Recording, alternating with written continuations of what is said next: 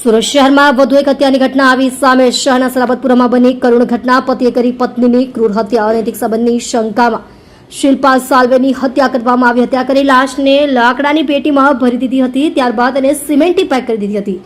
લોકોને કહ્યું હતું કે તેની પત્ની ગુમ થઈ ગઈ છે. તમામ ગુનાની હકીકત એક ચિઠ્ઠીમાં લખી હતી કે તેની પત્નીની હત્યા તેણે કરી છે, તે જિમ્મેદાર છે. પોલીસની તપાસમાં ચોંકાવનારી હકીકત સામે આવી. પોલીસે ગુનો નોંધી તપાસ શરૂ કરી. તમે જોઈ રહ્યા છો DNY ન્યૂઝ ચેનલ. રમન કૌરની સાથે. મેમ, એક મહિલાની ડેડ બોડી મળી આવી છે. કઈ રીતનો બનાવ છે, કોણે હત્યા કરી છે, કઈ રીતે તપાસ ચાલી રહી છે? ગોડાદરા પોલીસ સ્ટેશનમાં 2 દિવસ પહેલાં એક વિશાળ રણછોડભાઈ સાલ્વી કરીને 40 વર્ષના વ્યક્તિ આવ્યા હતા અને એણે ગોડાદરા પોલીસ સ્ટેશનમાં પોતાના વાઇફના મિસિંગ વિશેની ફરિયાદ દાખલ કરાવી છે, જેમાં એણે ડિટેલ આપી છે કે 4 દિવસ પહેલાં એ પોતાના ગોડાદરા વિસ્તારના ઘરમાંથી નીકળ્યા હતા 2 વ્હીલર પર પોતાના વાઇફને લઈને, અને કામથી માન દરવાજા પાસે એમને ડ્રોપ કર્યા હતા અને ત્યારથી એ મિસિંગ છે.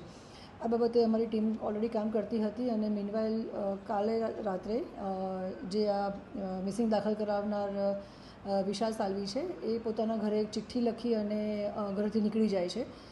પોલીસ તપાસ દરમિયાન પોલીસ પણ ઇન્વેસ્ટિગેશન મિસિંગની કરી રહી હતી, એટલે એમના ફેમિલી મેમ્બરના કોન્ટેક્ટમાં હતા અને એમના જે ભોગ બનનાર અને જે હસબન્ડ છે વિશાલ, એના ઘરે એના દીકરા પાસેથી એક ચિઠ્ઠી મળે છે, જે ચિઠ્ઠીમાં વિશાલ લખીને જતા રહે છે કે ભાઈ મારી ભૂલ થઈ ગઈ છે અને આ રીતે એક ઘટના બની ચૂકી છે. એ સંદર્ભે પોલીસે તપાસ કરતાં જ્યારે ખબર પડી કે એનું જૂનું ઘર માન દરવાજા પાસે છે, તો બંધ મકાનમાંથી એક લાકડાના બક્સામાં ડેડ બોડી મળે છે. જે FSR રિપોર્ટ અને પ્રાઇમરી જે ઇન્વેસ્ટિગેશન અમારું પોલીસનું રહ્યું છે, એમાં ખ્યાલ આવે છે કે 4 થી 5 દિવસ પહેલાંની કદાચ ડેડ બોડી હોઈ શકે છે. ડેડ બોડી થોડી ફૂલેલી હાલતમાં મળી આવે છે. બોડી પર સ્કાર પણ છે અને જેણે પણ આ કૃત્ય કર્યું છે એણે રો સિમેન્ટ પણ આ બોડી પર નાખેલો છે.